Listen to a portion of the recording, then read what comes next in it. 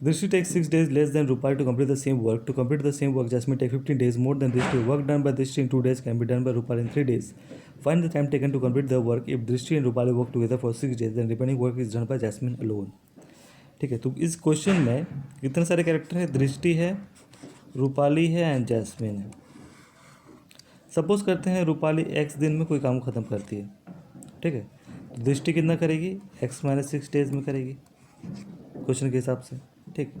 और क्वेश्चन के हिसाब से क्या बोल रही है? जैस्मिन कितना करती है? जो जितना दृष्टि करती है उससे 15 दिन अधिक, यानी कि x - 6 + 15 होगा, यानी कि 15 से 6 गया तो 9 होगा, यानी कि जैस्मिन x + 9 डेज में कोई काम को कलेक्ट करेगी, ठीक है। अब क्वेश्चन में क्या कह रहा है? दृष्टि जो है, ठीक है, वो 2 दिन में जितना काम करती है, दृष्टि जो है वो 2 दिन में जितना काम करती है, हम लोग को नहीं पता काम क्या है, लेकिन जितना भी करती है उसी काम को करने में रूपाली 3 दिन लगाती है। ओके, इतना क्लियर है आपको? अब दृष्टि कितना काम करती है, कितना डेज में करती है? x - 6 डेज में करती है कोई काम को, ठीक है। तो एक दिन में कितना काम करेगी? 1/x - 6 काम करेगी, ठीक है।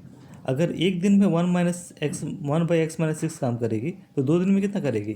मल्टीप्लाई बाय 2 इतना करेगी, जो कि हो जा रहा है आपका 2x - 6। इतना क्लियर हुआ? अब रूपाली x डेज में कोई काम करती है, ठीक है, तो एक दिन में कितना करेगी? 1/x काम करेगी, और 3 दिन में कितना करेगी? × 3 करेगी, यानी कि 3/x काम करेगी। और क्वेश्चन में क्या कह रहा है? इसका जो 2 डेज़ का वर्क है वो 3 डेज़ के बराबर है रूपाली का, यानी कि इसका किसके बराबर होगा? 3/x के बराबर होगा ये। ओके, इतना क्लियर हुआ? चलिए आगे बढ़ते हैं। अब यहाँ से x का वैल्यू निकाल लीजिए, यानी कि 2x, उधर हो गया 3x - 6 3 × 18। यहाँ से अगर काट कूट कीजिएगा तो x का वैल्यू आपका 18 निकल जाएगा। और ये जो x का वैल्यू है किसका वैल्यू है? ये रूपाली का वैल्यू है, यानी कि रूपाली 18 डेज में कोई काम को कंप्लीट करती है। ओके, तो फिर से लिखते हैं, दृष्टि, रूपाली एंड जैस्मिन। तो रूपाली कितना दिन में करती है? 18 डेज में करती है, ठीक है। और दृष्टि कितना करेगी? इससे 6 दिन कम करेगी, यानी कि 8 में 6 गया तो आपका 12 डेज में, 12 डेज में करेगी। जैस्मिन कितना करेगी? x + 9, यानी कि 18 + 9 कितना होगा? 27 होगा, ठीक है। अब इन लोगों का, तीनों का हम लोग टोटल वर्क निकाल सकते हैं। टोटल वर्क कैसे निकलता है हम लोग का? एलसीएम लेके। तो 12, 18, 27 का एलसीएम होगा, इसका हो जाएगा 28, 108। ओके, कैसे किए? सबसे बड़ा वाला संख्या लीजिए, उसको मल्टीप्लाई कीजिए और देखिए कि टेबल में, सबका टेबल में आ रहा है कि नहीं।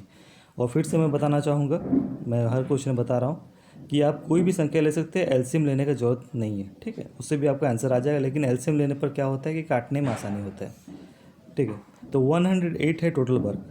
अगर टोटल वर्क 108 है और दृष्टि उसको 12 डेज में करती है, ठीक है, तो एक दिन में कितना काम करेगी? डिवाइड करने पर 9 यूनिट का काम करेगी।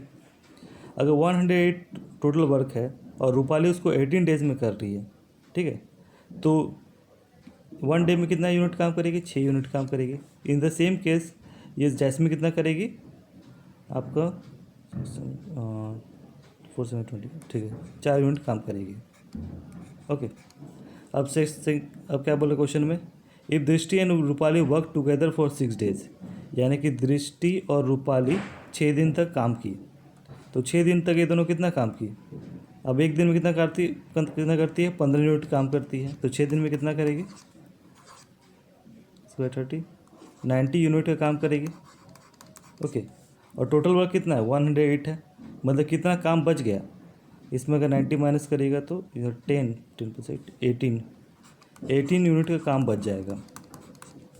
अब इस 18 यूनिट को कौन करेगा? दीपाली और रूपाली तो छोड़ के चल गए, ठीक है। फाइनल टाइम कंप्लीट, क्योंकि दीपाली और रूपाली अब इस यहाँ पर है नहीं, तो अब कौन कर रहा है? रिमेनिंग वर्क कौन किया है? जैस्मिन किया है। जैस्मिन एक दिन में कितना करती है? 4 यूनिट काम करती है, यानी कि 18 यूनिट कितना दिन में करेगी? जिसको डिवाइड कर देंगे तो 2 × 4, 2 9 18, यानी कि ये हो जा रहा है आपका 4.5, ठीक। अब हम लोग पता लगाना है कि ये जो पूरा वर्क है वो कितना दिन में कंप्लीट हुआ। तो देखिए 6 दिन का काम तो हो चुका है, दृष्टि और रूपाली 6 दिन में कर लिया है, और जैस्मिन ने काम को 4.5 में कंप्लीट किया, यानी कि टोटल इसको ऐड कर देना होगा, यानी कि टोटल हो जाएगा 10.5 डेज़ में ये पूरा काम कंप्लीट होगा। ओके, यानी कि option B is the right answer. I hope आपको ये सॉल्यूशन समझ में आया होगा। अगर नहीं समझ में आया तो आप कमेंट कर दीजिए, मैं इसको कुछ आपका डाउट क्लियर कर दूँगा।